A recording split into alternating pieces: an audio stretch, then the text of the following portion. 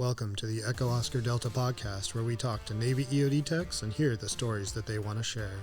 All ideas, thoughts, and statements are those of the guest and the host of Echo Oscar Delta, and not of Navy EOD or Navy as a whole.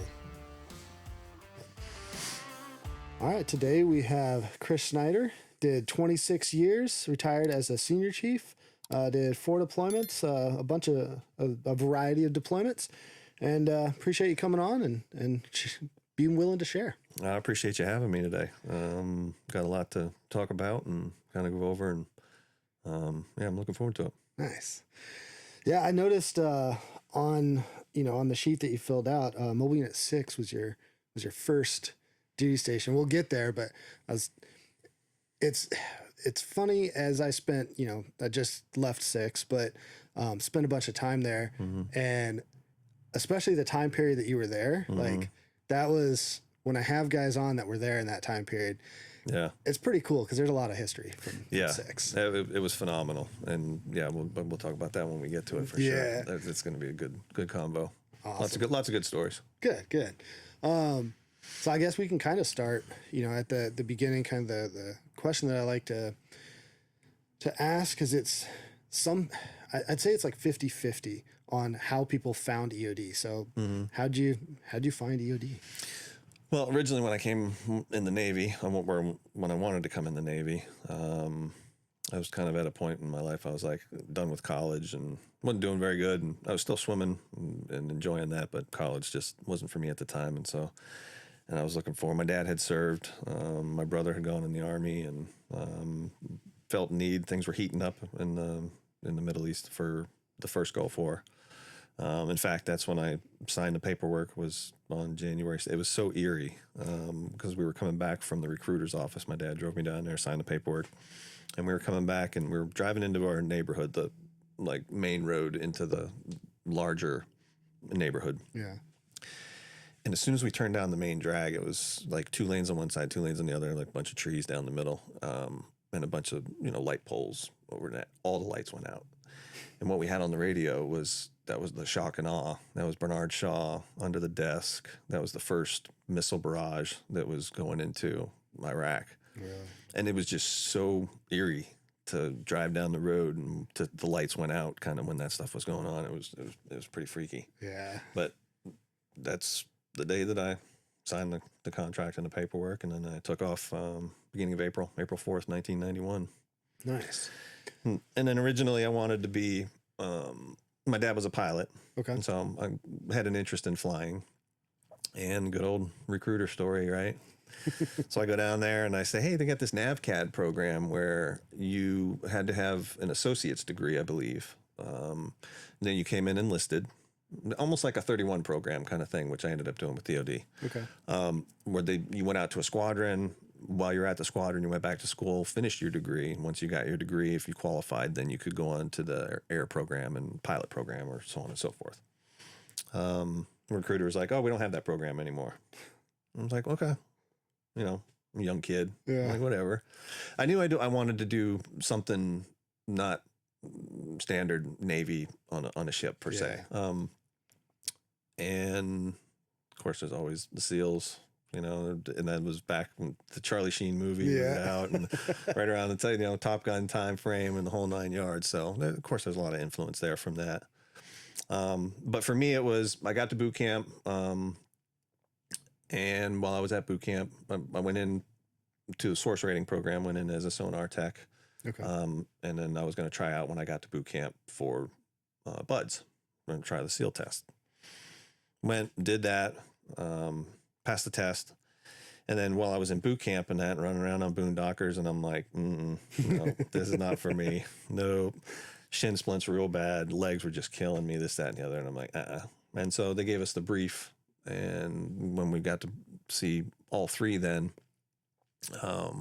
where they came in, the Navy divers, SEALs, and EOD, and gave you the briefs, I was like, oh, let me try that. That looks interesting. I want to see what that's about.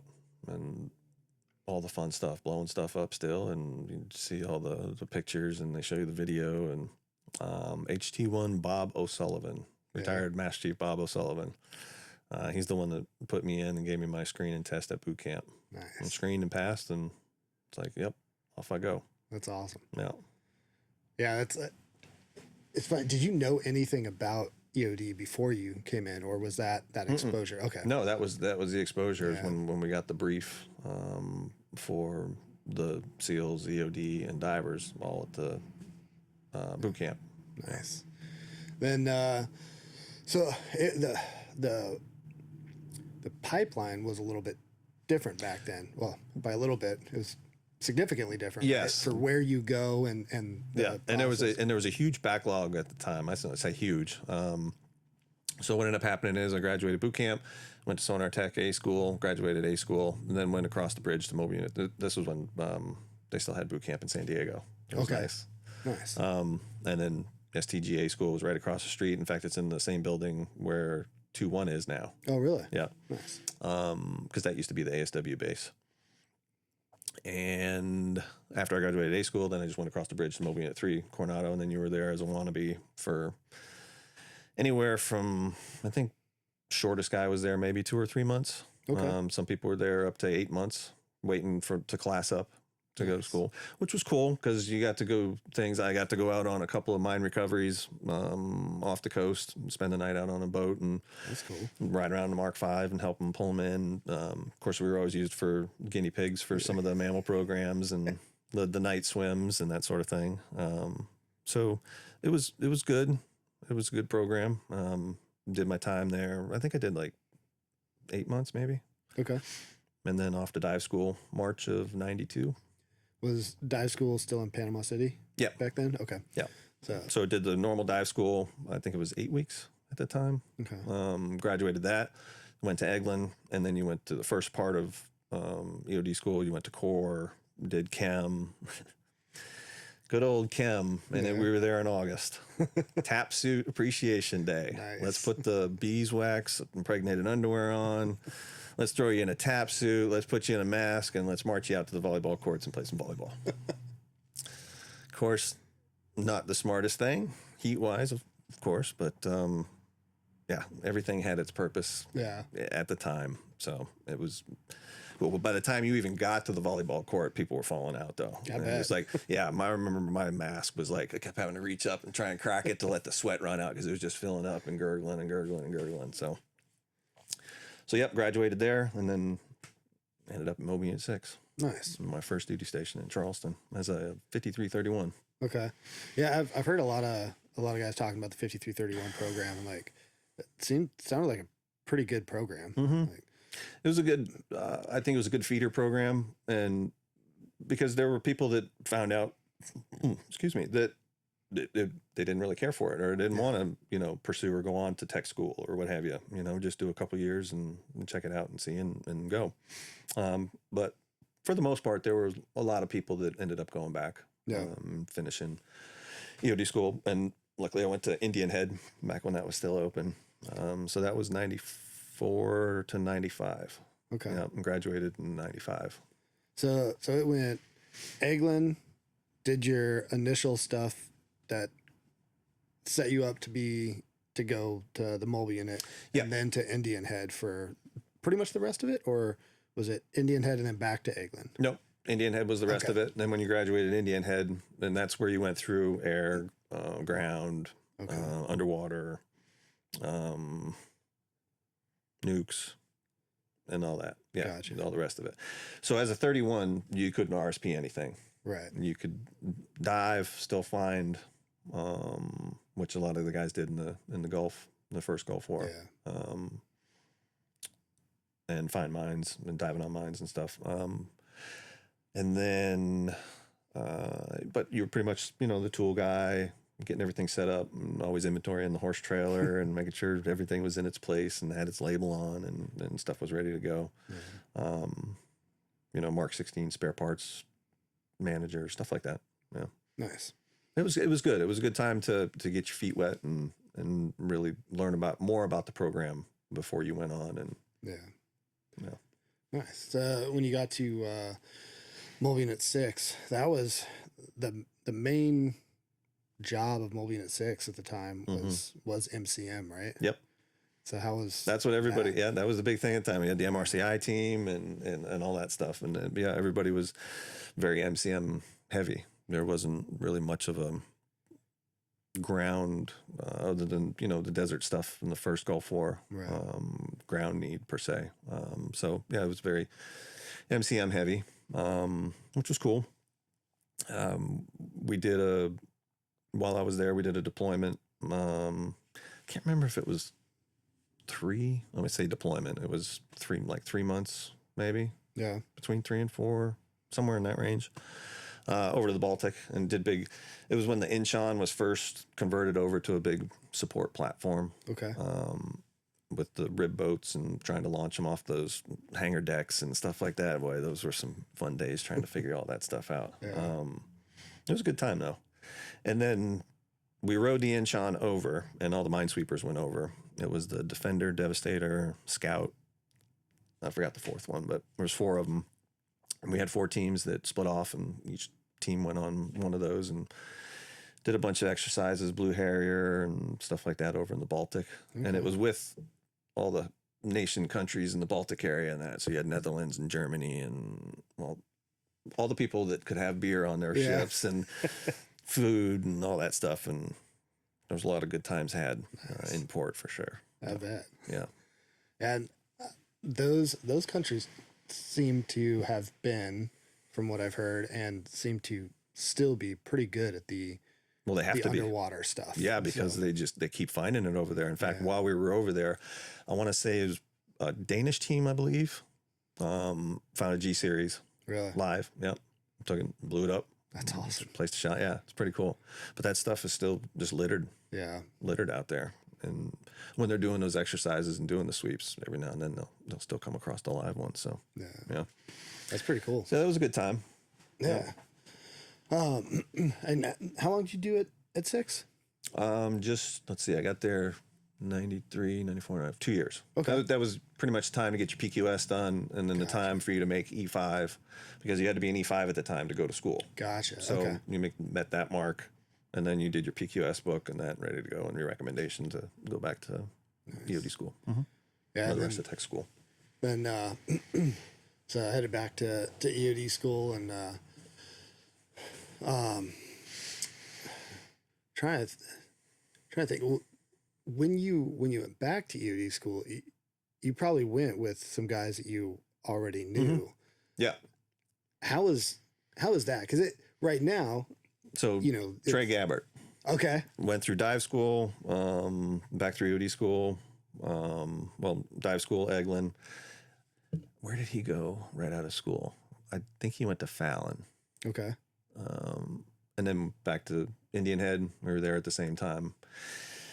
Then where were we at? No, we were at Moby at 3 together. Then that's when we kind of split off, and I think that's when he went to either Rota or Guam, one of the two. And then we came back around full circle once we met back up here in Virginia Beach. Nice. Yeah. That's got to be kind of cool to have, been through at least a portion of the school with guys or been at the mobile unit with some guys, gotten your exposure, and then go back to EOD school. So you're doing a job, and then you get to go back into student status and just kind of I mean, obviously it's serious, but probably have a good time. Yeah, we had a great time. Yeah, Indian Head was a good time for sure. Nice. A lot of sand volleyball. Powder Keg was the name of the bar that was there. Yeah. On base. Yeah. Heard a couple guys talk about that. Yeah. Yeah. And it's funny because when you start talking some of these stories nowadays, it's like I find myself, it's like, oh, I'm the old guy now, because I say, well, when I came in, I was like, I don't know if you know this or not, and I don't think it was just a special occasion, but one of the girls that I work with, her son went to Army boot camp last year over Christmas. Yeah. They got to come home over Christmas during boot camp, During in the boot middle camp. of boot camp. Here's your plane ticket. Here's your cell phone. See you in 2 weeks. That's insane. And then come back and we'll finish boot camp. That's Interesting. where we're at right now. It's interesting. Yeah. But we'll see. So yeah, back to 6 for a second. 6 was an amazing place. That just all the people that were there at the time to learn from, and the shenanigans that went on back then. And that's when I find myself, I'm like, well, back when I came in, I'm like, oh crap, I got to stop saying that. But my very first day at Mobile Unit 6, I found myself naked and duct taped to the palm tree out in front of the executive building with the XO coming out. Schneider, yes, sir. What the fuck are you doing? Just hanging out, sir. You should get your ass back to work. Yes, sir. First day. That's awesome. First day. Second day.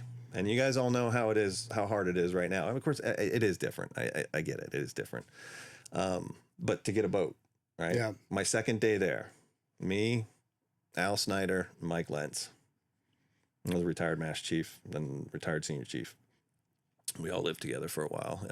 Anyway, my second day there gets to be about 2:30, 3 o'clock in the afternoon. You guys done? Yeah. Hey, come on, let's go. Look off the 22-foot whaler, take it down to the launch, throw it in, and we're water skiing on the Cooper River. Nice. And I'm like, second day at the command, we're water skiing in the afternoon. I'm like, what did I get myself into? Yeah. I'm like, this is pretty cool. Yeah. But don't get me wrong. And when you have those conversations with people, especially when I was at Mobile Unit 3 and I worked mammals and did that for a couple of years, and people are like, oh, you got to work with dolphins? Like, yeah. But what you don't see is the 34 degrees in, Norfolk Naval Shipyard underneath a boat, in the middle of January, freezing, Yeah. dark and cold and just nasty. Yeah. So good times outweigh the not so fun ones too. So Yeah, absolutely. yeah. Yeah. And a lot of times the way we tell stories now, it was actually a funny story comes off as like, that must have been a great time. And you're thinking about it and you're like, no, that was actually miserable, but it's funny now. Yeah. Like, so a lot of the, But again, for its time, it's just like anything in history. Yeah. For its time, it had its place. Yeah. In that time, for sure. yeah, that's Yeah. So Mobile Unit 6 was definitely a highlight of my career. nice. That's good. Yeah. That's good. Then, after 6, or after school, Yeah. you went to 3 right after. And how was it? Obviously 6 at that time was Charleston, East Coast, going West Coast.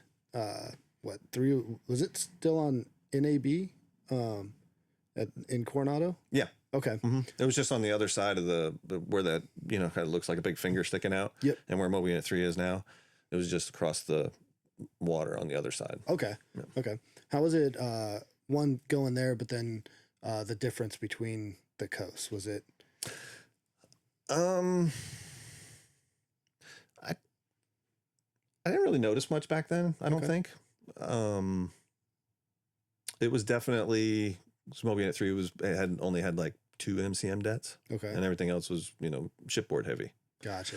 In fact, while I was there, that's what we did. I did a deployment on the Shitty Kitty. Yeah. CP-63 USS Kitty Hawk. Actually, we took the last deployment out of San Diego before it went to do its rotation through Japan and then I think it went from Japan to mothballs. Okay. Yeah. So not as much as we've seen, the last 15, Yeah. probably years, 15, 20 years. As far as differences in, I don't want to say, well, I guess you could say mindset in certain instances. Yeah. You can say mindset. But no, I enjoyed it out there. It was good. It was a good time. I had, like I said, we did that deployment on the carrier, went over to the Gulf, did Southern Watch, and then came back from that. Worked mammals for 2 years, and then that was it. It went by quick. Nice. But going back and forth too, I was right at a point, I think detailer wise, was they were doing a lot of the big shifting because there was a lot more of being able to stay coast to coast. I really wanted to go back to Charleston. Yeah. But I kind of wanted to stay on the East Coast. But it's always like, okay, you want to stay on the East Coast? Nope, you're going to the West Coast. Yeah. So whatever. Yeah. So we packed up and went out West Coast. And it was a good time. Nice. On the, what do you say, not Southern Watch. Yeah, Operation Southern Watch, I think is what it was. Basically, just flying the no-fly zones and in the Persian Gulf. Do you guys have anything go on out there? No, but it was pretty cool. We got to fly in, do some range clearance time on the Udari range. Nice. That was kind of a surreal moment. Yeah. You know, and we're out fast roping. We took a helo from the squadron in one day and did some fast roping in spots in the desert. That's pretty cool. Yeah, so pilots could get some stick time with fast roping and that. And that was pretty surreal. Yeah. It's like you just dust and everything blowing everywhere, and you're like fast roping down in the middle of the desert in Kuwait. Yeah. Like, wow, that's pretty cool. Nice. But yeah, that was a good trip. But nothing too exciting. Got to do some diving. We got to fly off a couple times. I have to thank Todd Robinson. Yeah. That man, he can work some deals.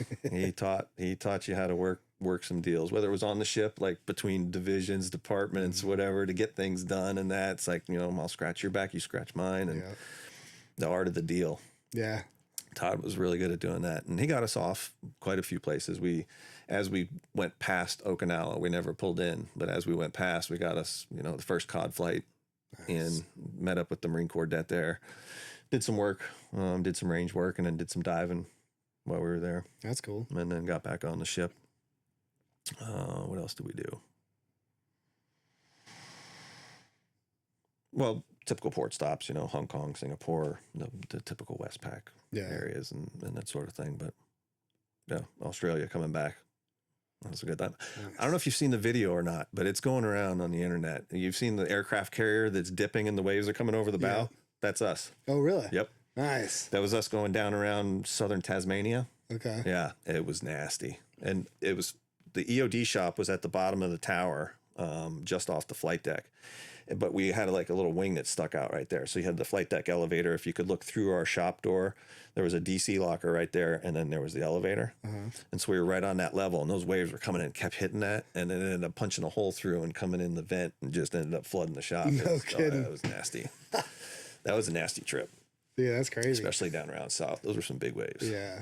Especially to be hitting the deck like that. Yeah, yeah. A huge carrier dipping the nose. That's... Yeah, I didn't find that out until a couple of years ago. I think I dug into, or somebody told me that, hey, look at the tag on that video. Yeah. It's like, yeah, it's Kitty Hawk 97. That's awesome. Yeah. That's crazy. Did you guys, so going around Australia, did you guys just do a Liberty port there, or were you able to do any exchanges or anything with? Yes, we did. We did fly off early for that too. Nice. And the Aussie divers in Perth ended up coming picking us up at the airport. That's cool. In a van with a big old cooler full of beer, just like they always do with everybody. Yeah, it was a good time. Spent a couple days diving with them in port, doing some ship stuff, and that was a good time. Aussies are fun. Yeah, very appreciative there. It's like I think it was the photographer that was on our carrier. Ended up meeting a girl the first night, and we were there 2-3 nights, maybe. Yeah, something like that. So we were there for a couple days. Anyway, he's like, "I'm off tomorrow." She's like, "Okay, come down. I'll pick you up." Takes him from there out to an airport. Gets on a plane, fly out to not too far from there, but into the outback some. Spend the night on family's ranch, hanging out with the family and that, and then bring him back the next day to the ship. That's awesome. He said he had the most phenomenal time he's ever had. It's just people that are so friendly. Yeah. And it was one of those ports too. It's like, you know, a lot of times like, I don't want to wear my uniform out. You wanted to there. Yeah. You drank for free, and you had a really good time.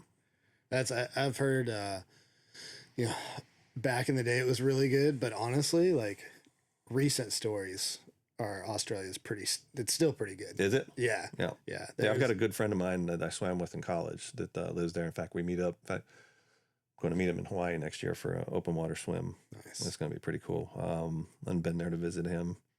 And I went to go see Joe Kintz. Yeah. Who lives there. Actually, the tattoo that's on my arm here, Joe did while I was there. Nice. It's pretty cool. That's awesome. Yeah.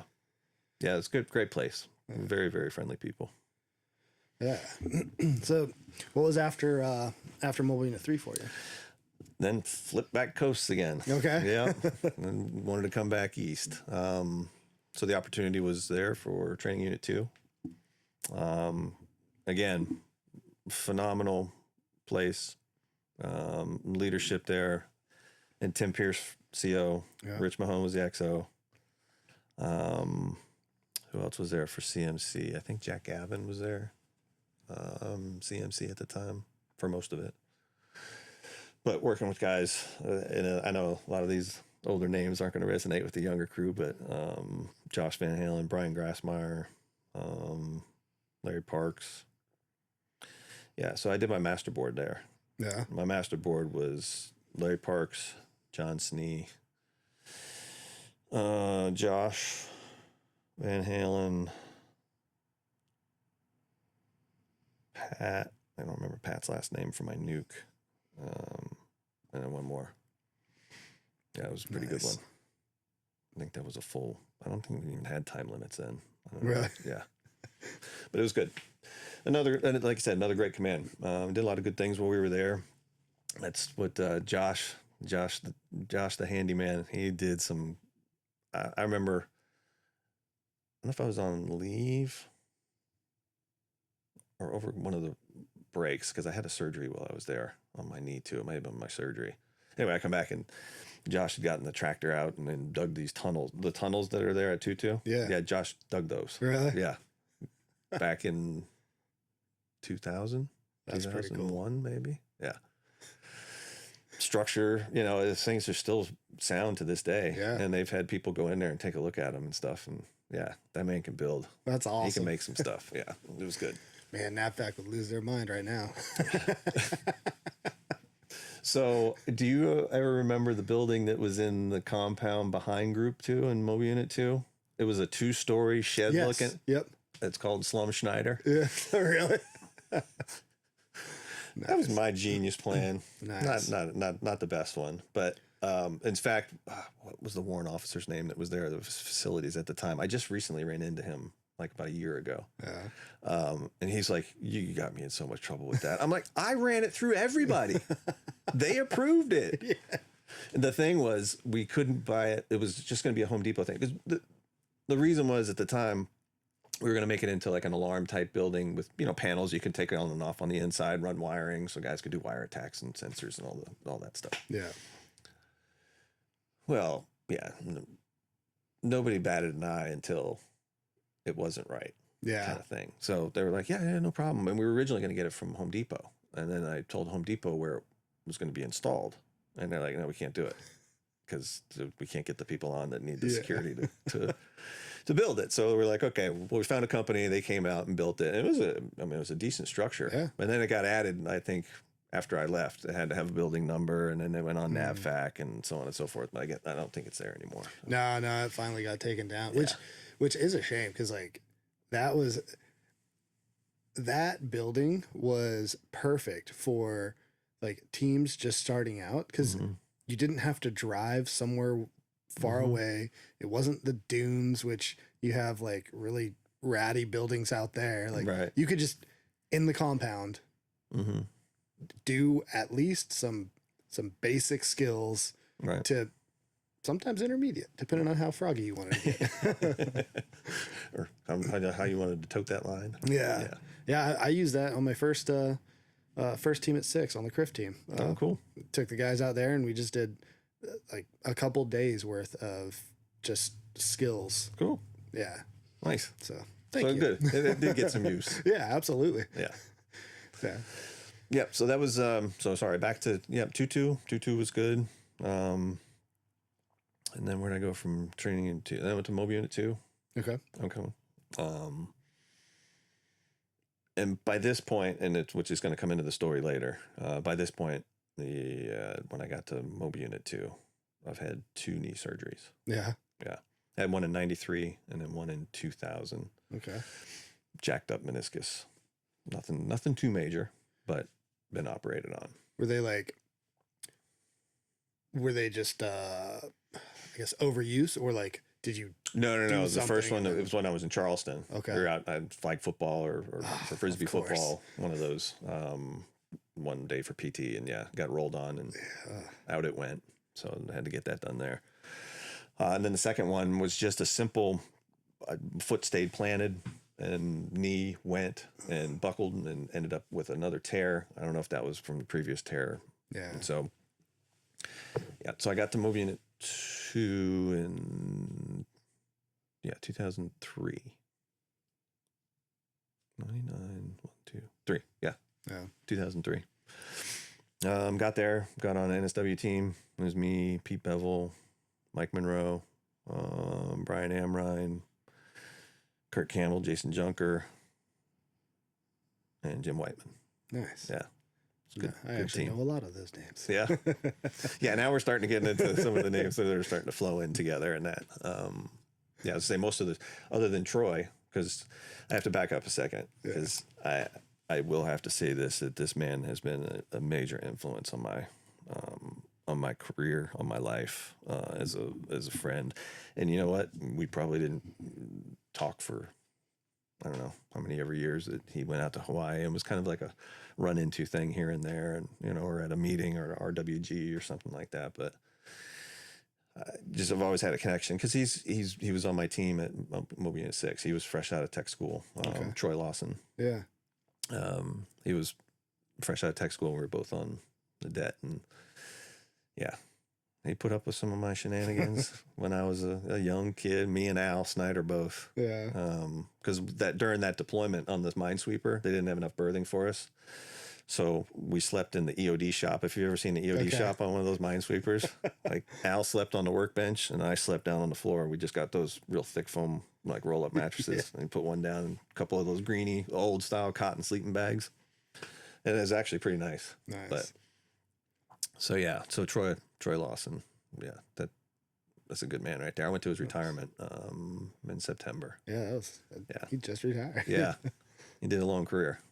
Yep, 36 years, I think. Jeez. Yeah. That is a long time. Yeah, it is a long time. So yeah, sorry, back to Mobile Unit 2. Yeah. So I got there. We got an NSW team, did a workup with Team 2.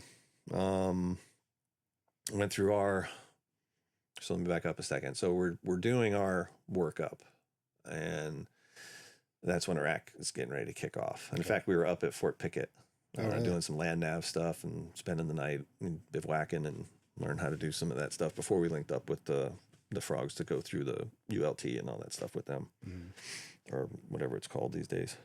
And Roy Hunt, he got a call. He's like, he met us in the woods at one of the checkpoints, and he's like, "Man, we got to go." I was like, "What's that?" And he's like, "We got to get a team together for Iraq." And that was Pat McLean, Bert Harris, Tom. Yeah, what's Tom? I don't remember Tom's last name. But Mike Cobble, and the group of them that they jumped into, I think it was H1 with the Rangers. Yeah. So that was kicking off about that time. And I remember Mike Monroe, my OIC, he's like, "Hey man, we're all fepped out. Got a team right here, ready to go.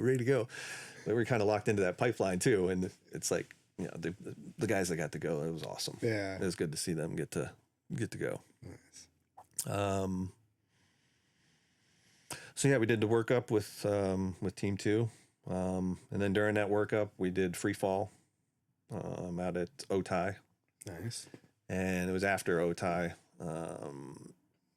I did a night jump, and my foot stayed one way and knee went the other way. Man. Hello, surgery number 3. Yeah.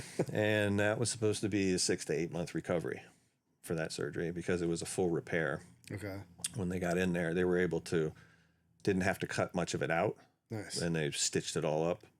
And that's why the 6 to 8 month recovery. I couldn't even bend it for the first, I think it was like 3 weeks or something like that. Yeah, but I had to deploy 4 months later. Yeah. Told myself, well, it's healed. I'm good. Yeah. Let's do this. But it wasn't. And about a month and a half into deployment, hitting a target one night, running up the side of a mountain, stepped in a hole I didn't see, running on nods, and just shredded everything they fixed. Yeah. And had to come home. That sucks. Yeah. Because what had happened was the part that was torn was flipping over, and it was getting caught and locking, causing it to lock. Okay. So the pain wasn't super bad, that's something I could have worked with. But if I were to go step off a helo or step out of a Humvee or step something, you know, doing a DA or whatever, and that knee locks up and I can't. Yeah. Because it's kind of what happened when we were running up the side and I stepped in the hole. I blew it out. Out it went. I kind of did a roll. I got up and we kept running. And the adrenaline was pumping at that point. As we were chasing these guys that were running off target, and the AC-130 that was overhead had them lit up. So yeah, ended up having to come home because of that. Yeah. Which fucking sucked. Yeah. That led to, well, we'll get there in a minute. But where was I going to go with that going back? No. So I came home, and that was my first exposure just before that to, so we had Brian Ouellette. I don't know if you've heard that name. Brian Ouellette. BM1 at the time, SEAL. Yeah. Him and Leif were working some smaller ops, smaller village ops, and they had their own comms guys with them. Just small team doing some small things. And they were in a small convoy, and the vehicle that Brian was in got hit. Okay. He was driving and hit a IED and killed him. And that was my real first exposure to it. Yeah. And me and Leif ended up bringing Brian back to the States because I had to come back and get my surgery. So it was all very weird timing. Yeah. But, yep, brought Brian back. Had the ceremony at Dover and the whole 9 yards, and I come home and had my fourth surgery because the third was the one that they had fixed. So that was number 4. And then that led over the next few years to more surgeries. Yeah. Yeah. I've had 7 on my right knee now. Jeez. Yeah. But all is stable. All is good in there. Yeah. Because the last surgery that they did, they went in and put, because I was bone on bone for about 2 years and just that grind and pain. Yeah.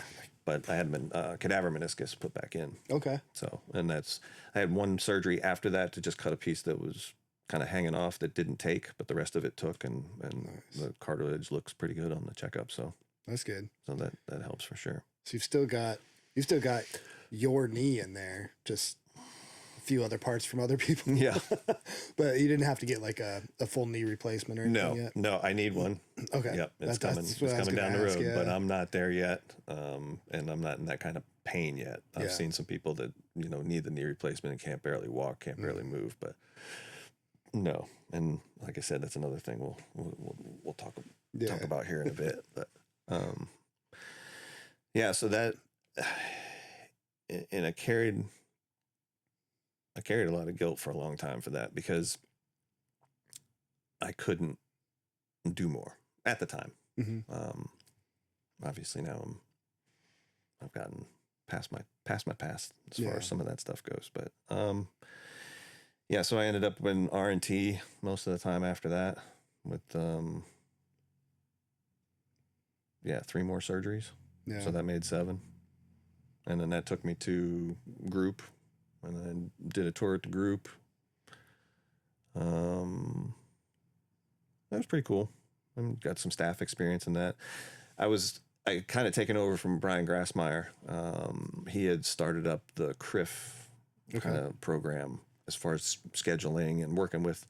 There was a guy, Woody, who worked with Ditra.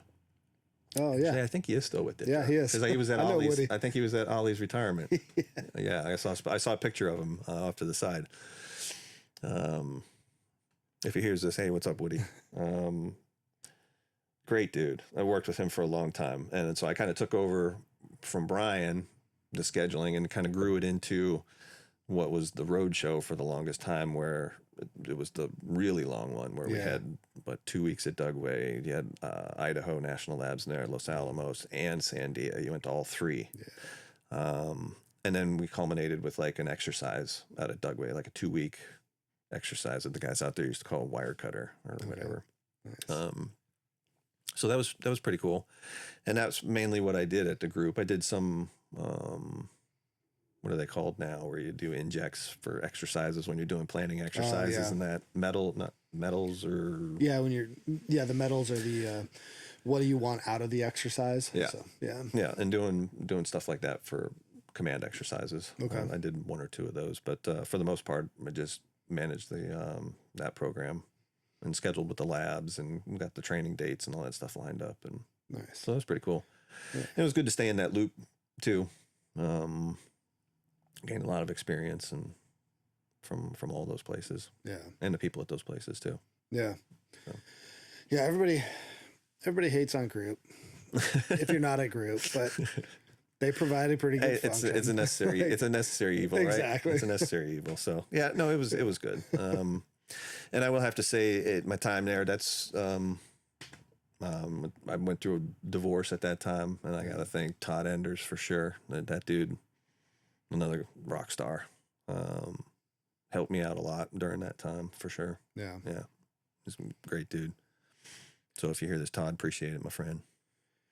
That's good. That's one thing that I noticed, just in my career from, man, I don't know, maybe when I got to the training unit, somewhere around that time, like the 2015, 2016 timeframe, it went from when I first came in, there was a lot more like, somebody's going through something and it's just like, okay, suck it up. Like, we got stuff to do. Yeah. To a lot more people were willing to just kind of like almost even butt in to like your life, not in a bad way though. Not in a like, hey, you're screwing everything up, you suck, but like, hey man, I see something. I went through a similar thing. Here's what I did. It didn't work out so well for me. Here's an option. Or here's what I did. It did work out. Yeah. Like something to try, and like actually want you, not that people wanted you to fail before, but Right. but they saw, it seemed like people were realizing that the individuals needed more than just the job. Yeah, for sure. Yeah, that was a big realization. Yeah. Yeah, and at the time there weren't really any mental health Right. programs per se. There weren't any mental health advocates at the command. I will say this though, and I do have a lot of people in my life to thank. And the other one is the medical staff that was in medical at the time, especially Chris Rogan, Neil Kelly, and Nick Gomez. He's in fact, Nick's Mass Chief now. I think he's over at Spec War Group. I'm not sure. I was teaching his kids swimming lessons. Okay, nice. Yeah, it's a great dude. But yeah, great group of people. And they helped me in a time when I needed help at that time, for sure. Good. And got me the sources and the resources that I needed. And mainly it was just the thing about getting through the divorce and figuring out what to do next kind of thing. And so. Yeah. That's good. That's what we need people to be able to like help give the resources, because especially if you're not in that field and you haven't gone through something before, right? You don't know what's out there. All you know is what you're going through. Yeah. So yeah, no, and to have those resources available now and to have that so close, that's good. Yeah. I don't even know how many they have on staff now. Yeah, there's two or three on staff now, one for each mobile unit, and yeah, it's like having that, even outside of the big events in life that can kind of send you on one or another path, having the ease of access to it now is something that I use, even though I don't have those big things. It's kind of just like right now I'm going, once a month, potentially once every 2 months. And it's just like, sometimes I go in there and I'm like, I don't even need this appointment. And then an hour later, I'm like, I'm glad I had that appointment. Exactly. You know? Exactly. It's just that like, okay, it's enough to nudge you back. It's how that stuff works out, man. I'm telling you, when we start talking about a lot of this stuff here in a bit, I know some of it's going to sound hippy dippy, but I'm telling you, this stuff works. Yeah. This stuff really works. But yeah. So, finished up a group. Like I said, that was good time there. Went over to N37 next. Spent some time there. It's good times, bad times, you know. I will have to say this though, that when the call went out for extortion, that is the most elite professional organization I have ever seen.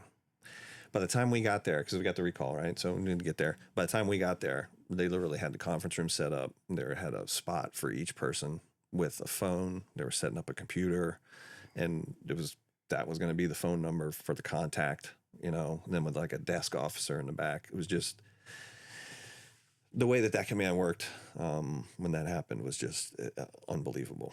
Yeah. So yeah, that was Yeah, I've heard a few people that were there talk about that in that time frame, and one of the things that stuck out to me in the conversations is obviously it's a lot for the families. Like no one's expecting that, right? But it's a lot for the individuals that are now responsible for the families that and especially at the time, like one of the things that was passed is make sure you have enough people that are qualified, because nobody expects an incident like that. No, you know, the one or like two at a time is rough, but when you have that many people going down at one time, it puts a burden on the individuals at the command that nobody is ready for. Yeah. And it's got to be like, just thinking about that from the outside in, that's got to be an intense. It was monumental. Yeah. It was absolutely monumental. I say only, but I went to 3 of the funerals, and that was a lot. Yeah. But the coordination to go into all that was just crazy, and is in typical Navy SEAL fashion. C-130 pulls up to the airport, tailgate down. There's 2 coolers on the back filled with beers and, you know, ready to go and for the after. Yeah. For the after, for sure. But just, yeah, that brotherhood was wow. To witness that. It was pretty amazing. But it was a good tour there. Had some good times and got to do some good things. Nice. And then from there I went to Training Unit 2, and that's where I finished up. Started out there in the Chem Bio HME and started working with getting Mark D'Addaria had already started the ball rolling on the HME course. Yeah. And then at one point there was a new crew shelter pitch. Paperwork had been put in and that, and for some reason it had gone to the back burner or whatever, and he had found that and reinstituted that, got it ball rolling again, and I picked that up from there, and that's when we ended up with the crew shelter, and then got the demo range rearranged kind of how you see it now, and worked as the TSO, travel and safety officer. Yeah, everybody listen. Whoever listens and they know me, they're gonna get a kick out of that one for sure. Because everybody knows I can't help it. As the training safety officer, you have to monitor high risk training. Where that high risk training takes place is not my control. So when Mark 16 goes to Key West, you have to have emergency action plan in place. Actually, we did it once. We did a full on helo. Came out, picked me up off the ship. I was working with the dive locker. Really? Yep. And we did a casualty drill. That's cool. Helo came out and hoisted me off and took me back in. Nice. But MTTs, you know, you got to have emergency action plans and stuff like that in place for proper safety briefs and so on and so forth. So Yeah. It's a real thing. It is. I just did my job. But I enjoyed it. It was good. But that's when I guess we can talk a little bit about that now. 2016. That's when my mom passed. Yeah. All right, let me back up a second. So at this point, 7 knee surgeries. I had a shoulder surgery, 3 ankle surgeries on my right ankle. And then in 2015, while I was at the training unit, my 4.5, I had it fused. It's got screws and pins in there now, holding it together. And then I fucking tore my bicep tendon. Boink. The old Popeye style. So that led me up to 14 surgeries, I think, at that point. Jeez. And my mom passed in January of 16, and I went to NICO in March of 16, and was diagnosed with major depressive disorder. Yeah. And I'd always struggled with, going way back when I was much younger, with depression, but only formally diagnosed. Actually, it was first diagnosed back in 2008 when I was going through my divorce at that point. And I was on some medication at that point for a while to just help me get through that bridge and that time frame in my life, and then came back off and was fine. And then I got to 2015 and just seemed like shit was going downhill. Yeah. So went back, started seeing the shrink again. And at that time, I think we had Jane. Is she still around? No. She was over at the training unit as the contact there. And I'll have to say, you know, I don't know what people say about her now and that, but at that time she helped me with what I needed and when I needed it. So, and she had gotten me into NICO, went to NICO. And when I look back on it now, NICO, it was good, and it was good for that time, but I don't think it gave me what I needed. Well, I know it didn't give me what I needed. It was just another bridge, just another gap. So, and that took me to April 17. That's when I retired, and that was 26 years. Yeah. Which is now almost, 7 years ago? Yeah. Good Lord. That's crazy. Almost 8 years. Yeah. Crazy how time goes, huh? It does not slow down. It does not slow down. I know I'm looking at my granddaughters now, and one's 5 already, and the other one's almost 2, and it's just like, yeah, it's crazy. My daughter's 31. That's crazy. That's nuts. Awesome. Slow down. You mentioned Jane, and we've talked about it on a couple of the podcasts, and I think it's important, like, just like you're not going to be friends with everybody you meet, right?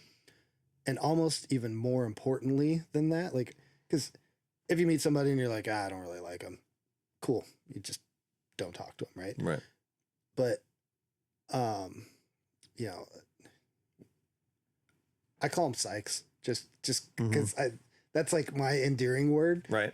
I think mental health professionals, or, you know, there's a bunch of different terms for it. Right. Right. But when it comes to psychs, like, this is going to sound really weird, but you got to try them on for size. Like, no, you do. No, absolutely. It's super important. And, you know, had the discussions a couple of times where, like, you know,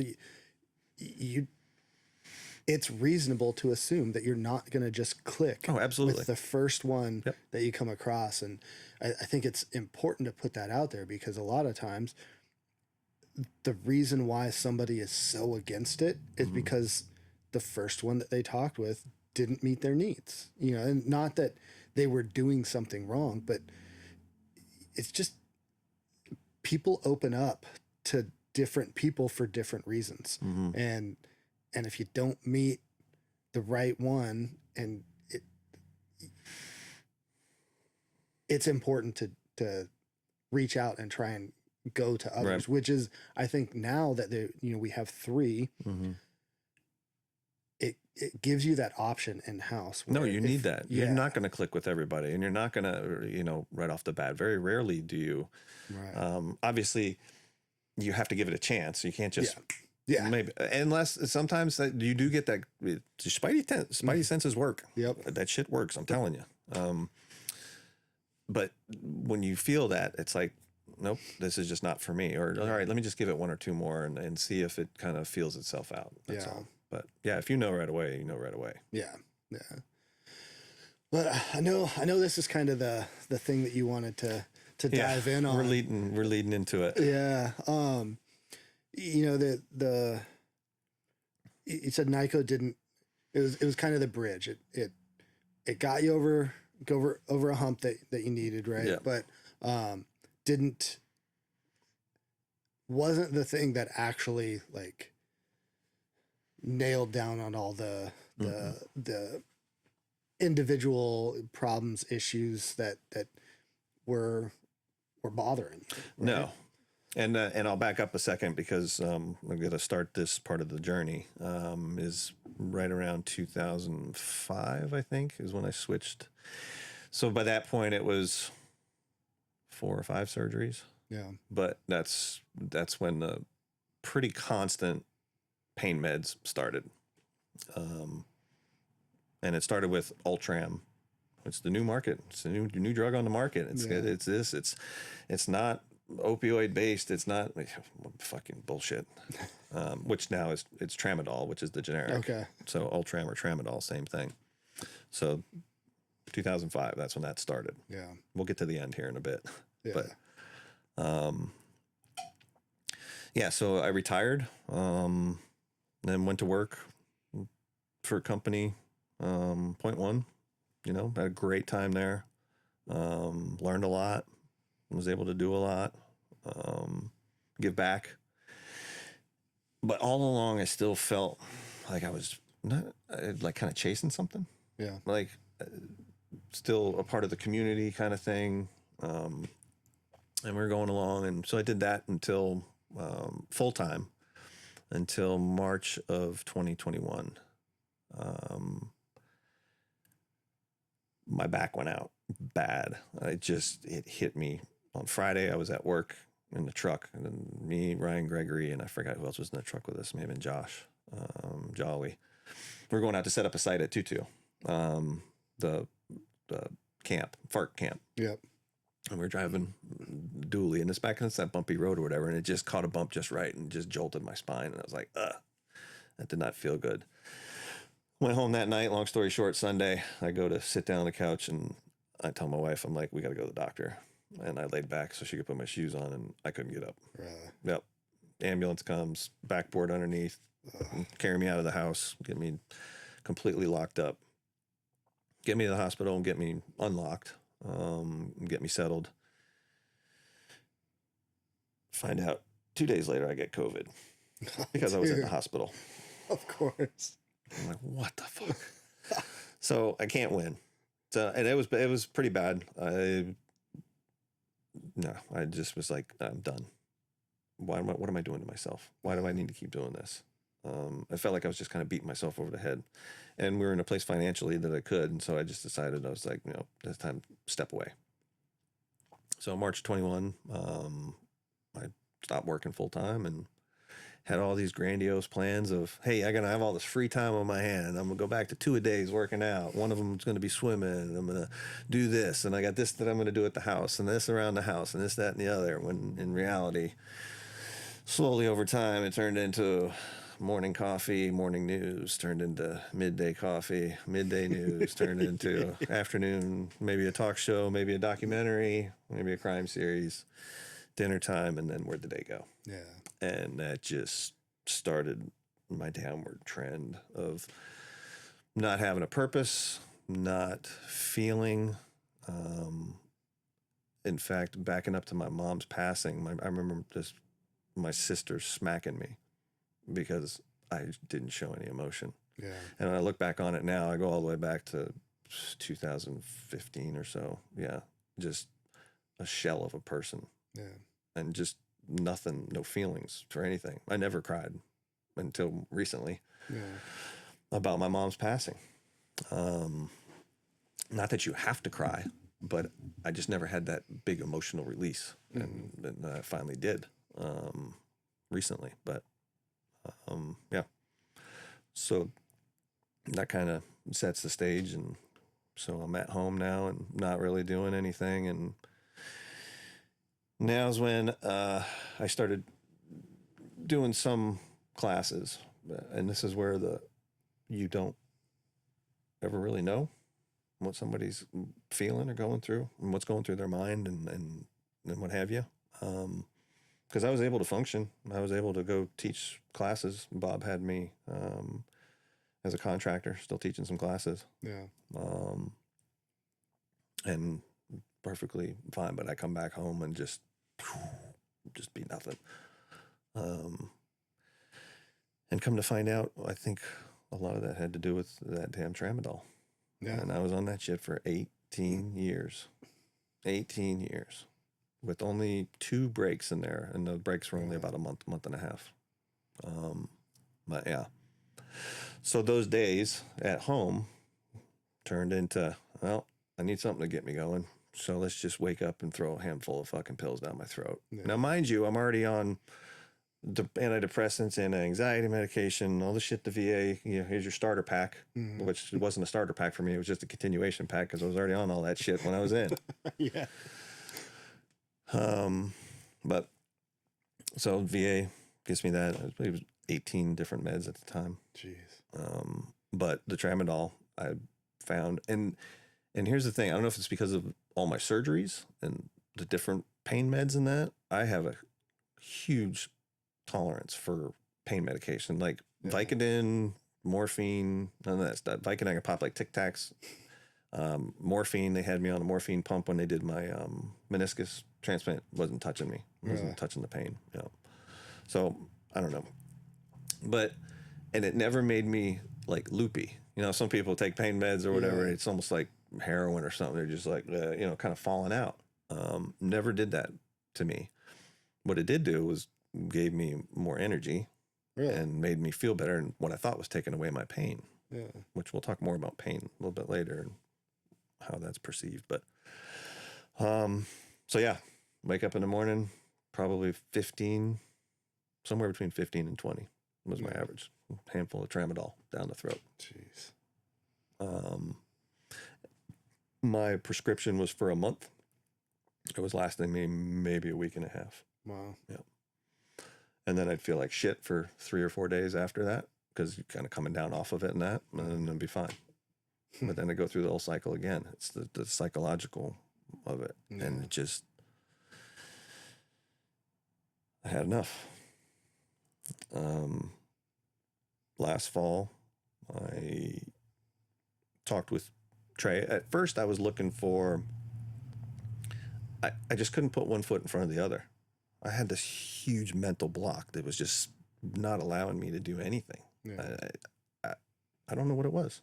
I still to this day, I don't. It just kept me from doing anything. And so I was like, you know what? I'm done with this. I talked to Trey. He had gone through VHP, which I'll talk a little bit more here in a minute. We'll talk about all the programs that went through. But he told me about his experience with VHP, and I'm like, I could do that because that'll get me going again, working out wise, and then I'll be good. Yeah. Not the rest of the stuff yet. I'll just be good if I start working out again. But no, that's not the case. Last December, my wife and I were, and no, boo-hoo me.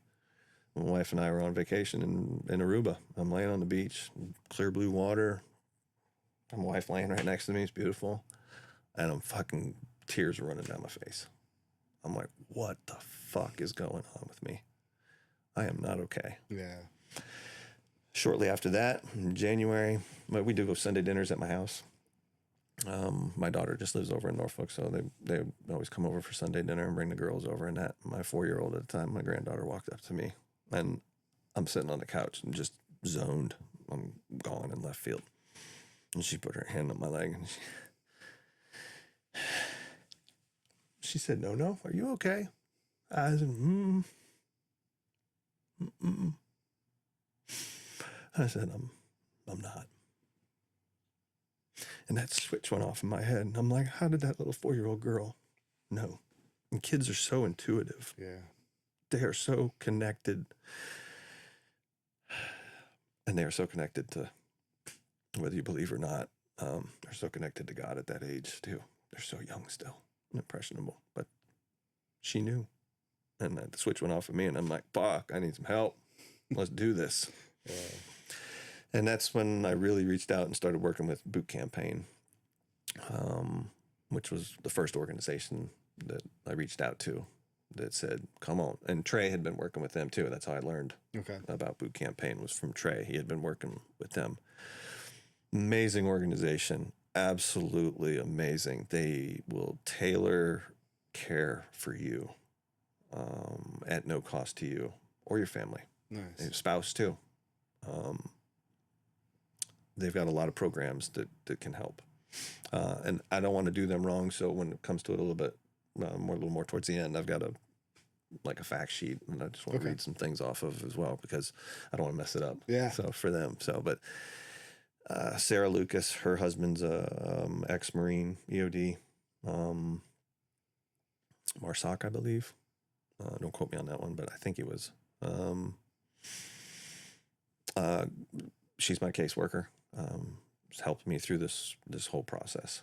And so basically what you do is you put in an application. You can go to the website and put in an application, and be prepared, because all those questionnaires for people that have been to NICO or what's the one in Boston, home base? Yep. Yeah, home base, or there's ones in Philly now and Colorado and all over. But for those people that have been there and filled out those questionnaires, you're going to do it all over again. Yeah. But it's worth it.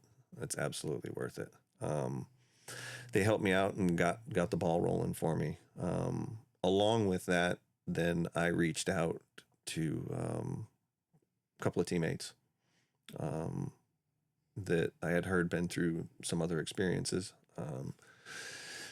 And so I went and I sat and had breakfast with one of them one day, and he gave me a list of organizations and told me about his process and what he had gone through, which led me to the other organization, the Mission Within, which I'll back up here a second, because that way I can, if it's cool, then I can just kind of talk through each of the programs. So the ball this past January really started getting rolling, and things started falling into place, and they fell into place for a reason. And I was where I was supposed to be at each of those places. I firmly believe now, because it lined me up with the first place I went was University of Texas, Dallas, and this was Boot Campaign. They set me up. It was a 3-day brain evaluation for their brain study, where you go through all those questionnaires and that, and then you do cognitive testing, functions.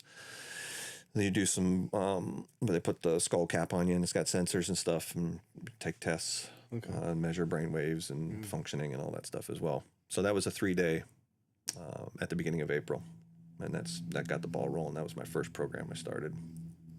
So I got the 3-day evaluation, and then they come back with a list of recommendations. Hey, maybe go see the specialist for vestibular stuff if you want to participate in their study, which I'll talk a little bit more here in a minute about. I came back from that for 2 days, and then I rolled straight into Boulder Crest. Okay, nice. And I cannot say enough about that organization. And that really, really started my true healing. Yeah. I had a lot of childhood trauma.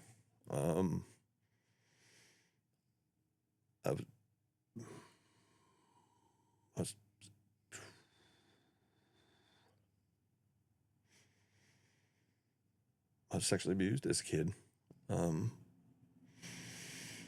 But Boulder Crest was able to let me release a lot of that childhood trauma. Yeah. And let it go. And just by being able to talk about it, by the second to last day there. So what it is, it's a 90-day program, and it's a 1-week in-person program. Okay. So for me, they do MTTs. They've got a couple places around the country now. They've got their home base, Virginia, the one in Arizona and Tucson, and then they've opened up the one in Dallas. I'm not sure if they're running classes, or not Dallas, somewhere in Texas. I don't remember the name of the town, but another facility there that's theirs. Plus then they have MTT facilities that they go to. So I was fortunate. I went to the one up in Michigan, right outside of Detroit, and did it there. And it was like by the second to last day there, I felt like I had 1,000 pounds still on me. Yeah. And all it took was one phone call to my dad, and release, along with the teachings that they had given us up to that point with meditation and some other key tools for your tool bag on how to deal with some things. Yeah. But I came out of Boulder Crest a lot lighter. I was able to release a lot of that stuff, which was good. That organization is so amazing, whether it's childhood trauma, war trauma, PTSD, anxiety. I can't say enough about them. That post-traumatic growth, which is their motto. Okay.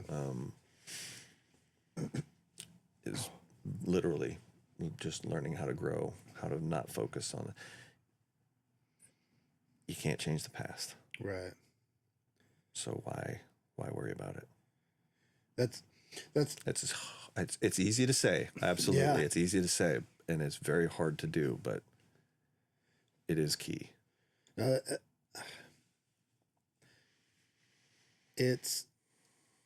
I'm thankful that there's organizations that are providing these things for no cost and whatnot, because a lot of times that is a limiting factor. Is these things are not cheap by any means. To put the people together to build the programs that are actually effective, so that you can discuss these things, right? So that you don't have to keep living the thing, because that's a lot that has to do with it. It's just talking about it and getting it out. Yeah. I pulled so far in that there was nobody. I still have a good, strong, they always say you have your good 2 to 3 or 3 to 5, but mine's 2 to 3 people. The ones that you can call. I got one in California I can call right now and he'd be here first flight tomorrow. Yeah. I got a buddy down in North Carolina that'd be up here first thing in the morning, if need be. But you just got to have those people that are willing to listen. And if you're not, and not everybody's capable of listening either. It's true. So just, if you say it, I'll just say this: if you say it, mean it, and be there for the person. That's what you need to do. Yeah. And that's very simply put. Yeah, because a lot of times it might be just something small. It just might be a hey. And I find myself doing that now. I'll throw a text out, or in my meditation, throw some love out, some thoughts out to people that I maybe haven't talked with in a while, or what have you. The universe will take care of it. Yeah. Yeah. There's that hippy dippy shit. Yeah. I'm telling you, it's coming. It's coming. It's funny because I used to be so against anything like that, right? And honestly, for me, it started with pain treatments. The hippy dippy pain treatments, like acupuncture or dry needling or scraping, like all the things that you're like, no, like sticking a tiny little needle in a body, and then that happens, and you're like, oh my gosh, this worked, and then it's like, okay, that release. Maybe there's something to this in the other fashions too, like maybe just because it's an old school technique doesn't mean that it's not effective. Yeah. Exactly. Well, but that's the thing. And once we start talking about the medicine that I did, it's how many years old? Yeah. Who knows? It'll be thousands. These tribes have been using this stuff for these types of reasons for years, to cleanse, to restart, to rebirth. And okay, we'll talk a little bit more about that in a minute. But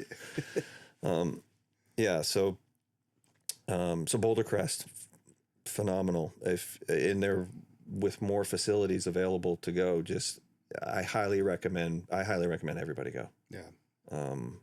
It is such an amazing experience, and you'll come out of it such a better person on the other side. And that, And more, I say not better person, I mean more at ease. right. Yeah.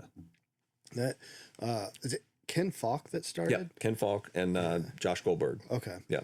Yeah, which is pretty cool because he's prior Navy EOD guy. Yep. Retired Master Chief. And you know, it's awesome that he was able to just get things set up so that he was in a position to start something like this. But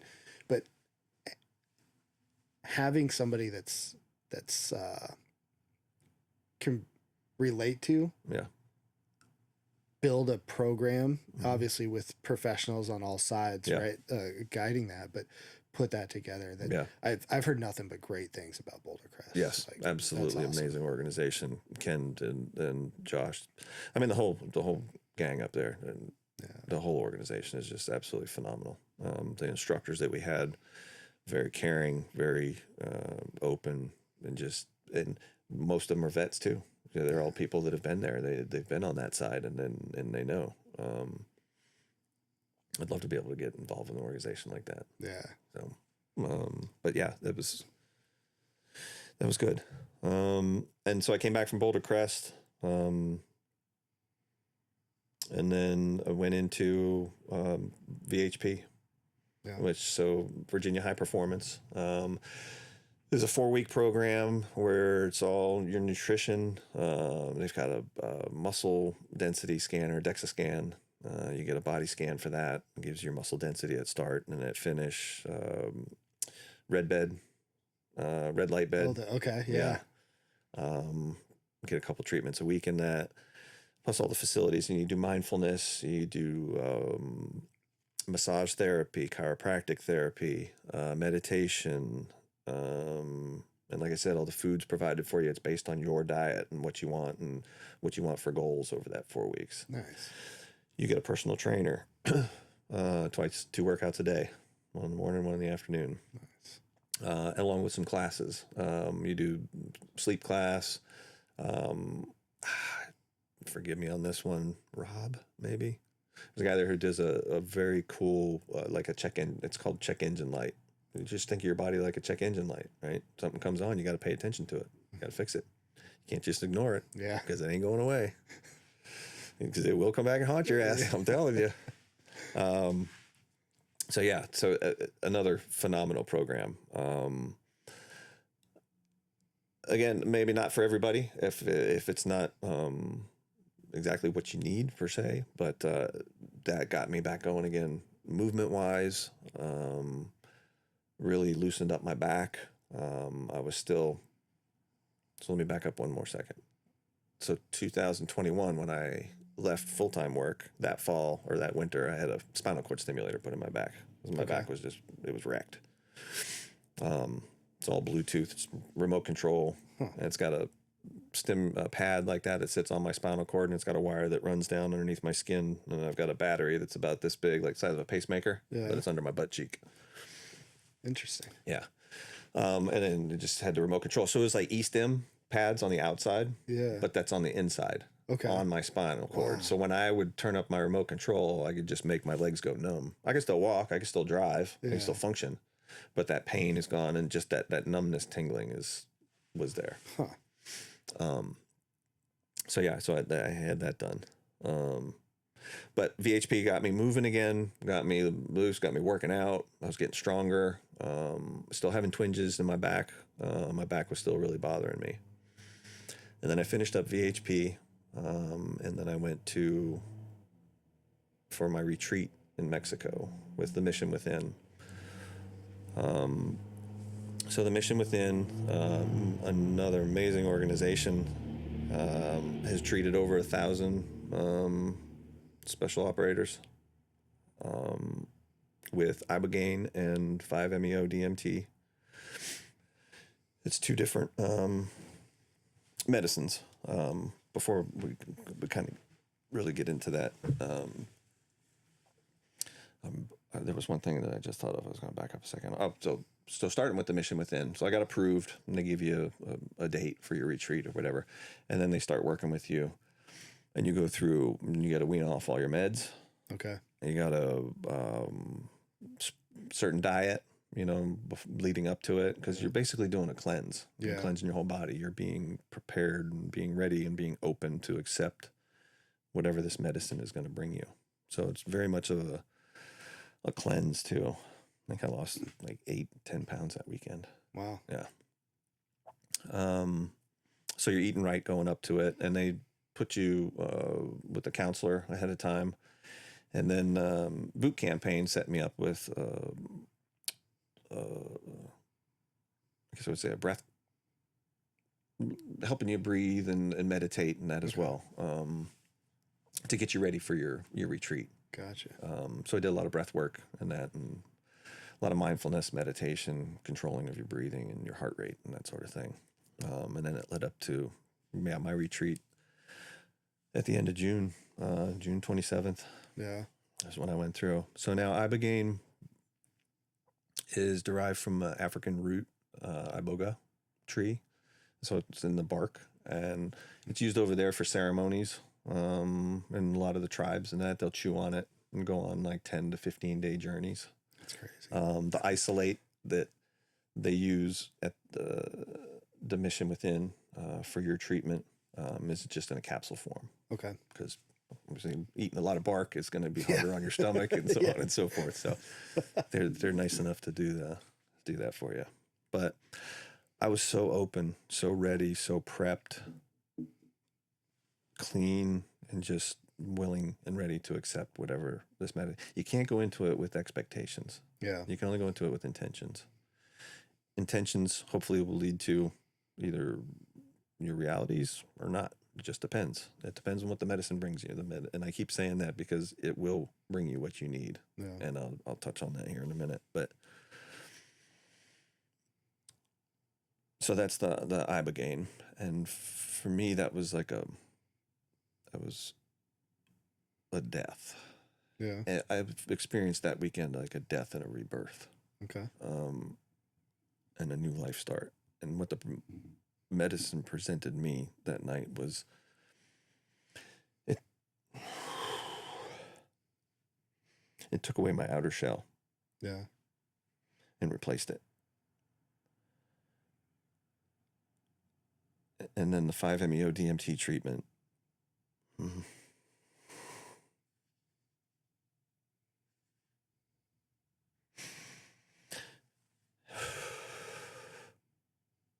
To go from where I was,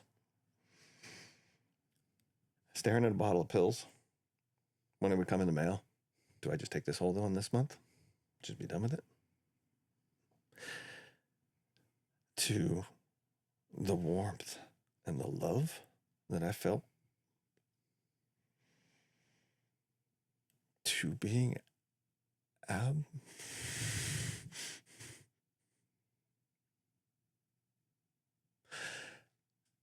How can somebody go from being in that much pain for that fucking long and being on tramadol for 18 fucking years?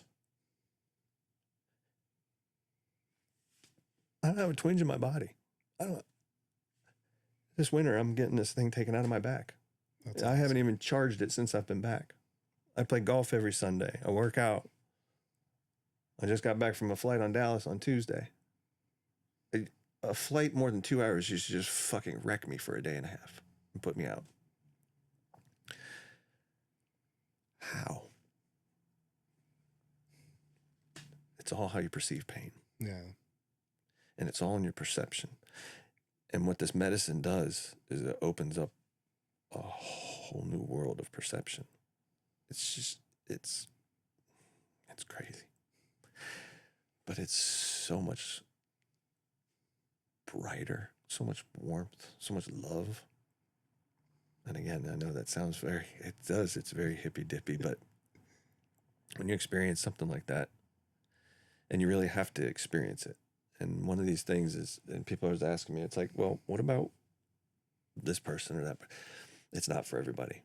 Yeah. You have to be in a place. It's just like with an addict going to rehab, right? If they don't want to go, they're not going to go. If you shove them into that car and onto that plane or whatever, and force them there and they don't want to be there, they're not going to make it. Yeah. You have to be open and ready to accept and be ready to go. I was past that point. Yeah, I was ready. And I thank that organization saved my life, along with boot campaign and along with a few teammates.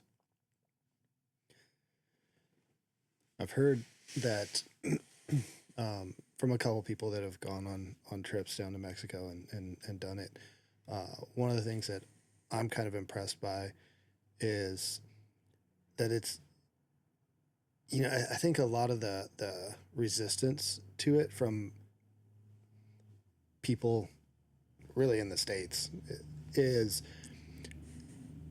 they don't understand that it's a very like methodical, even like what you're saying, prior to even going, getting off everything that you're on, cleaning up your diet. And then when you get down there, it's very like, I don't know if regimented is the right word, but it's very like, you're walked through and you're guided. Yes. That's absolutely. Better, like, absolutely. It's all laid out for you. Just as a little bit of an outline, you get down there on Friday and then you sit around, have a share circle, and you set up your altar. People bring trinkets and stuff with them from home, you know, as a little piece of home. You put it on there and you kind of share your background and your story and that. Do all the medical checks that need to be done, and it's all they do an EKG on you. They actually, while you're going through and under the medicine, you're hooked up to an IV with magnesium and heart monitor, EKG, and there's a cardiologist on site. There's nurses on site. It's all controlled. Yeah. It's all very well put together. Very, very, very well run. Just they need to get it down to a Schedule 2 so they can do more here in the States, which hopefully that's coming. I was following, and I don't know why the MDMA was supposed to be looked at by the FDA in August, and I know it didn't pass, but I don't know why it didn't pass. Yeah, because it was looking good, like it was going to be able to drop it, and so that they could start doing some more research and clinics and stuff here in the States. And again, with this worked for me. Right. It may not work for everybody. There's different modalities. If you really want to delve into it a little bit, there's a great documentary on Netflix called How to Change Your Mind. There's a psychologist on there who did 4 different modalities. He did LSD, he did psilocybin or mushrooms, MDMA or ecstasy, and then he did peyote. Okay. And documented them all and his experiences. But then within that, there was like 1 or 2 case studies. Like, for example, the mushroom one, the psilocybin. There was a kid on there who was suicidal because of his OCD. And it got to a point where he did 1 treatment. Was it 1 or 2? I think it was just 1. Watch the documentary. Don't quote me on that. But one treatment cured. No suicidal tendencies. No OCD whatsoever. This stuff is curing addiction, anxiety, depression, alcoholism, you name it, across the board. I mean, I won't say across the board. That's a pretty broad statement. Never say never, never say always, never say you're an expert. Exactly. Because if you find yourself on a witness stand someday and you say you're an expert, they're going to shred you. Yeah. Nobody's ever an expert, right? Highly knowledgeable. You're always highly knowledgeable. But yeah, no, there's different, and there's different programs. There's other teammates I've known that have gone down to Costa Rica or Peru and done the ayahuasca. Yeah.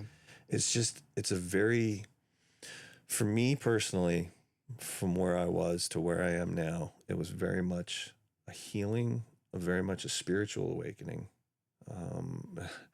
especially the 5-MeO-DMT treatment was. It's often referred to as the God molecule. Yeah, it's pretty strong, and that experience was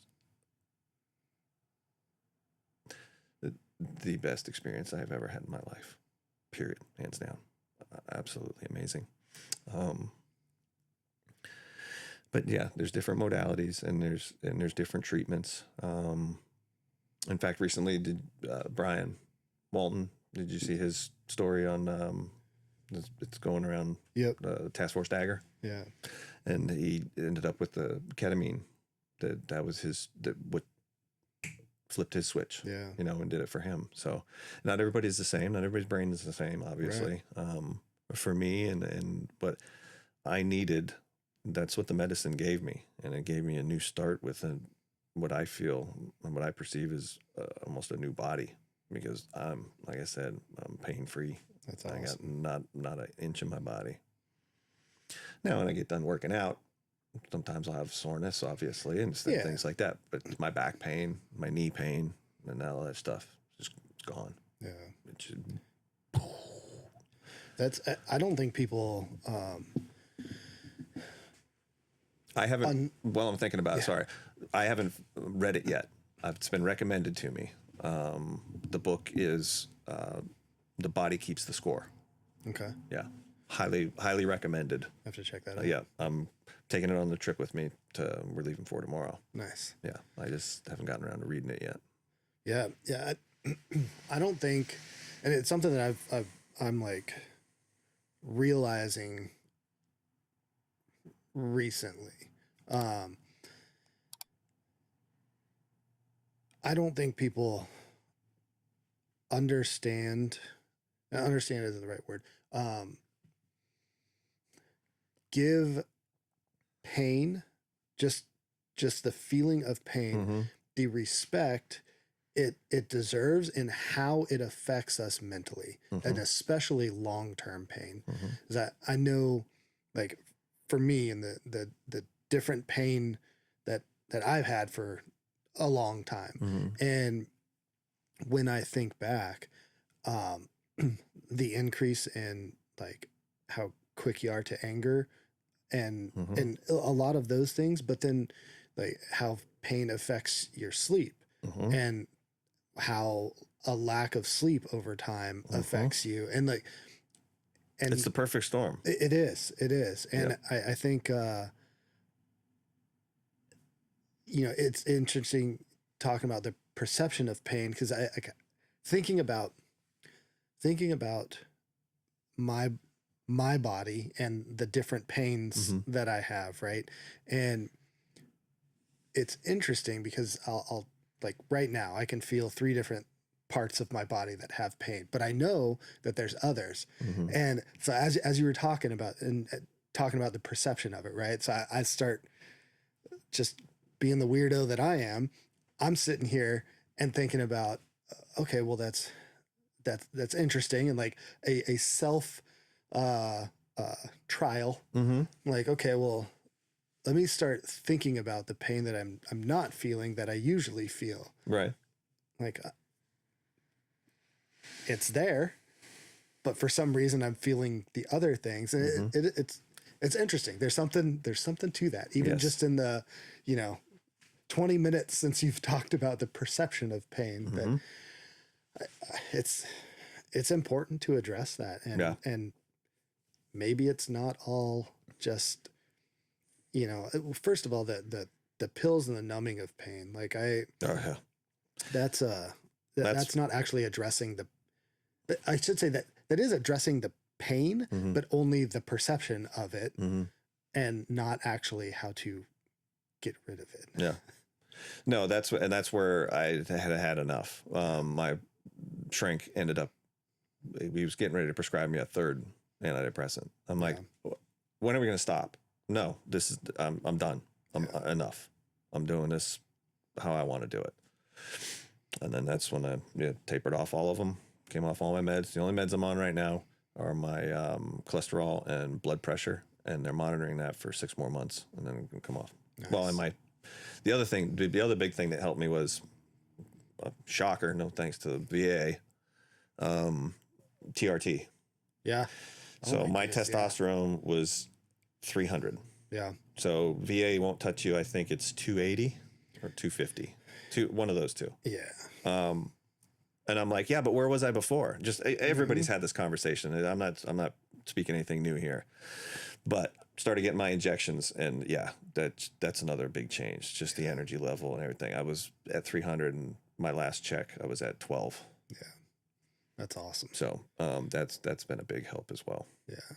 I think it's crazy. I was looking into testosterone and how much we're supposed to have in our body and whatever. And it's interesting. I was reading one thing and they were talking about the average range, right? And it's the average range is from 3 to I can't remember if it's 1,200 or 1,000, but it's a huge 1,200, yeah. It's a huge range, is the high end. and then I'm reading further in that, and that range is for anywhere from, I think it was like a 30-year-old to an 80-year-old. Right. Like yeah, how they quantify it is just like it's nuts. Anything else, it's for a much narrower age range, right? And of course the VA and the military in general, because I like my numbers are pretty low. It's sitting right around the 300. I went and got tested, right, and I had numbers just below 300, but I had a test that was over 300. So the urologist or whatever doc that does that thing, he's like, well, you have one under and one over. Let's get another test. And so I went and it was like 312, and he's like, oh, you're good, but do you want this this Viagra? Because you said you have problems with that. I'm like, so you'll just take my word on that? Yeah. But this other thing where I have all of these symptoms and you agreed because my test is just barely, it's just insane. Yeah. Insane. Yeah. So that's what you got to watch out for, right? You got to watch out for all that perfect storm, because once that starts brewing and going, it's hard to stop, especially with the sleep and all that. And one of the things I have to thank, they give you one of these, when I did VHP boot camp, Aura rings. Nice. Yeah. It's almost, it like turns into a game at times. It's like, damn it, I didn't beat my score yesterday or whatever. But you know, it'll slap you in the face. Yeah. Digitally. It'll just be like, hey, pay attention to this. Right. But it does, it makes you think, because it's like, wait a minute, what did I do last night? Why didn't I sleep as well or whatever? And it monitors your sleep. And I've gotten into, my routine now is get up in the morning, have a cup of coffee. I still do 1 cup of coffee. That's my caffeine for the day. Do my morning meditation. Not every day. I'm at about 4 days a week now. I meditate every night before I go to bed. When I lay down into bed, just get in. It's great to clear the mind. And I can definitely tell the difference on the mornings and the days that I do a morning meditation. Yeah. It's amazing what your mind, set affirmations for the day, set how you want to feel for that day, and then see how your day goes. Yeah. Manifesting, it works. I'm telling you, it works. Set your goals for the day, set how you want to feel, set out about your day. And it doesn't take long. And the other thing is just be grateful. Yeah. Be grateful for something each day. It doesn't have to be grandiose. It doesn't have to be, I'm grateful for my family, for my wife, I'm grateful for my cup of coffee right now because it's hot, it tastes good, and I'm just sitting here. Yeah. The feeling of gratefulness will warm your day and will produce a much better day. Being grateful for something. Yeah. I started off, I was doing stickies with a sticky note. Yeah. And then I went away from that, and we got a whiteboard on the fridge, and I was writing them on there for a while and that. But now I just take my time in the morning with my meditation and just be grateful for something, state it, and move about your day. And you'd be amazed at how you feel. There's something to like actually saying it too. Like you're saying, thinking it and saying it. Yeah. Because it's intentionally. Exactly. The fact that you're intentionally doing something. Mm-hmm. Yeah. And the old cliche, stop and smell the roses, whatever. But I do find myself especially when you're outside, it's that bright, sunny day. We walk the beach, especially when the weather's nice. We live across the street, over by Shore Drive, over by Bucketheads and Froggies. Yeah. And so we walk the beach a lot. But just taking it in and just being grateful for what you got around you. Yeah. You cannot go back and change the past. Right. So why dwell on it? Be at peace with it. Let it go and move on. And the other thing is, you can't be there for somebody else unless you're being there for yourself. Yeah. You have to be there for yourself. You have to fall back in love with yourself, and you have to be there for yourself before you can be there for anybody else, because you can't have that outgoing. And for too long, for me especially, I was, like I said, I was just that shell. I was no feelings, no nothing, just going through life. Yeah. All right, whatever. And yeah. But life is good now. That's good. Yeah, life is very good. And I didn't want to get too deep into the personal experience, but I am willing to share. I don't think this is the right forum for it, but if anybody wants to hit me up, Signal or whatever, and wants to talk a little bit more, I'll be glad to share my experience and what it really did for me and how it kind of went about and how I interpreted it, and just opening up your mind to more. Another level of consciousness is just, I understand a lot more now. Yeah. I understand a lot more about how things work. Yeah. Yeah. Sometimes it takes sometimes we need a little help to have that like true inflection or external, like look out to see stuff from a different perspective. Whether it's see stuff out there from a different perspective or come out and look in. Yeah. The introspective, for sure. You have to look at that. Yeah. Because when you're going into something like that, you got to look at what your intentions are. Yeah. Why are you doing this? And like I said, that's just how it all laid out for me. And then along with that, especially with the mission within, they give you follow-ups as well with the person that coached you beforehand. Nice. And then boot campaign set me up with a 12-week integration coach. So she's been helping me. She's also a shaman, just happens to be. Nice. So we've been doing a lot of breath work, a lot of meditation, a lot of spiritual work, which has been good. I think I've got a few more appointments left with them, and then I think then I'll be just about done. Be ready to graduate boot campaign. Oh, so I did the 3-day UTD Dallas, University of Texas Dallas, and then I decided to participate in their study. They're doing and forgive me, TCRDS, transcranial TCRDS radio. Sorry. No worries. But basically, it's a bonnet that they put on, and it's got sensors and stuff on it, and you get a treatment similar to E-stim kind of thing, but you don't feel it. Yeah. It just, and what's helping doing is regenerating neural pathways in that. And so you participate in the study. You don't know if you're getting the treatment. They don't know if you're getting the treatment. The computer decides if you're getting the treatment. Gotcha. And then you do a series of tests. The tests they gave me for that 3 days. So I went back for a 2-week block. They tested me the first day, and then 5th, 10th, and 15th day. And then I got treatments every day with the skull cap. Yeah. I just did a follow-up Monday with them, flew back Tuesday. I got to go one in December. That'll be my 3-month follow-up, and then I'll get the results from it.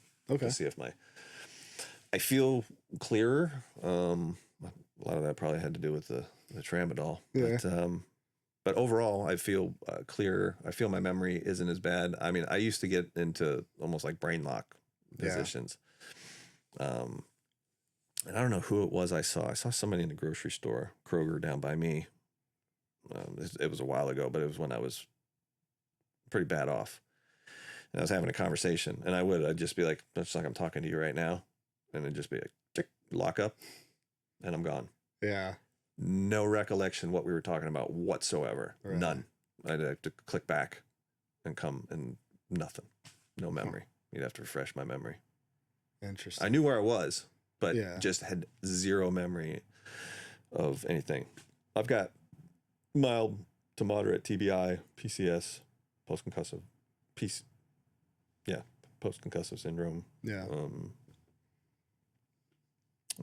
Headaches have pretty much gone away. Nice. I had some migraines for a long time, and then that's pretty much gone away. I had a lot of concussions when I was a kid, too. Yeah. I was knocked out playing hockey, went ass over tea kettle, but handlebars my bike, was in a car accident. But yeah, so a lot of head injuries. Yeah. And then all the blast shit just adds up over time, just compounds on that stuff, as we all know. So yeah, absolutely. I meant to back up a second because we brought up Brian earlier. And did you read his testimonial? So I talked to him Okay. a couple weeks ago. He talked a little bit. Yeah, I just talked to him. I think it was yesterday or day before yesterday. But yeah, take the time to read through that testimonial. Yeah. That dude's phenomenal. Yeah. Yeah. And each of the conversations I've sat down and had with him, wonderful person. Yeah. Hopefully he'll come on too. I know he's been debating. Yeah. But I just wanted to, there's so many programs. So for me, it was Boot Campaign is the overarching, great people, great programs. They can put you in contacts with all those clinics. As far as like, there's a brain health clinic, University of Florida brain health clinic in Jacksonville. There's Thrive, which is in North Carolina at UNC. Trey, I think, went to the one in Philadelphia. I forgot the name of the one in Philly now, but it's similar to Home Base in Boston. Okay. But all those programs are all linked. There's one in Chicago too, Colorado, and they're all linked into together as far as I think the mindset of it. And what Sarah has told me at Boot Campaign, because she goes a lot of the VA meetings and stuff as well, and hopefully, she says the last couple briefings that people are starting to become more aware, and they're understanding that they got to focus more resources at the VA hospitals specifically to TBI. Nice. And these That's type good. Of programs to help out. So I don't know. We'll see how it goes. And then funding wise, there's so many organizations out there. Mm-hmm. I was very fortunate to have been attached to, Team 2 when we deployed, and then stationed over at N37. So there was some of the organizations like that picked up the tab for my mission within. Yeah. SOCF, Special Operations Care Fund, took care of that for me. So there's so many out there. And what really blew me away was I knew I was having problems. I just didn't, reach out, obviously. But then once you reach out and one door opens, literally, it's like the saying goes, they all open. It's crazy. The amount of people that are actually out there that are willing to help, and the amount of money that people donate corporate wise and stuff like that to these programs. And that's what it's there for. It's for there to help people. Yeah. And I just hope that somebody listening, if it helps one, hey, then that's what it's all about.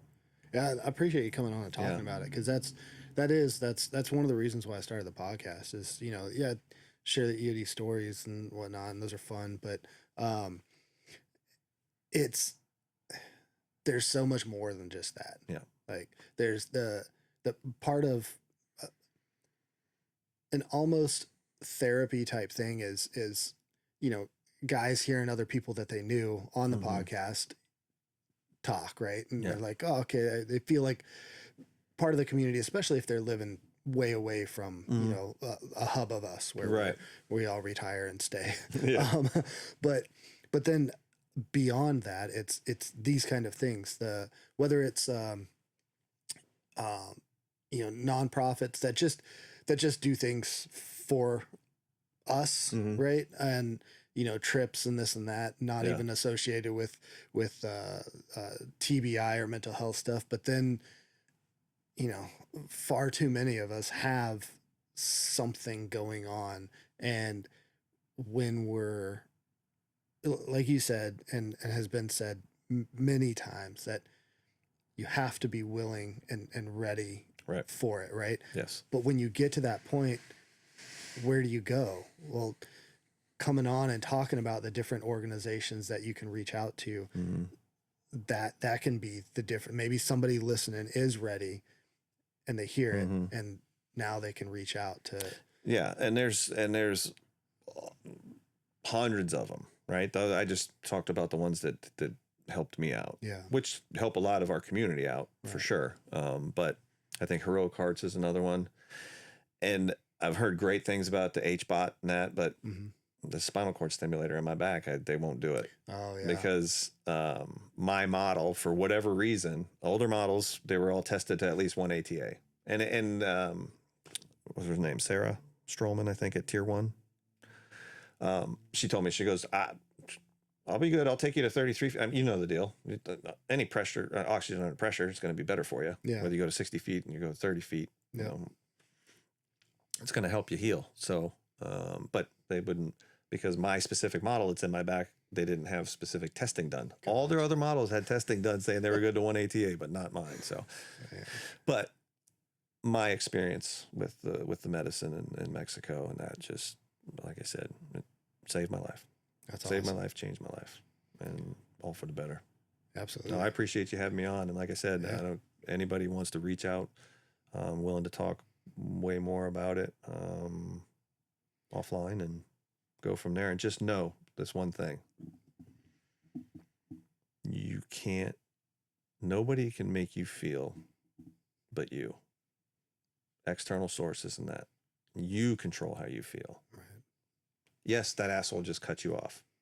But did that asshole that cut you off have a kid that's screaming in the back seat because it's got a cut on its finger because you're right around the corner from the hospital and he's in a hurry? More than likely not. More than likely, it was just an asshole that cut you off. However, you never know what somebody's going through, period, and what's going on. So why get uptight about it? Did it cause an accident? No. Then let him go on. You know, worry about the things you can control. A lot of shit we can't control. The only thing we can really control is this right here. So that's a perfect ending, because that's a fact right there. Yep.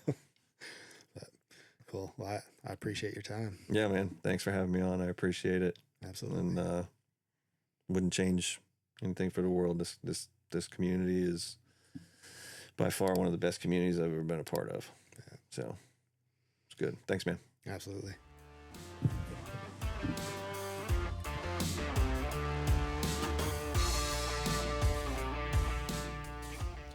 Thank you for listening to the Echo Oscar Delta podcast, where we talk to Navy EOD techs and hear the stories that they want to share.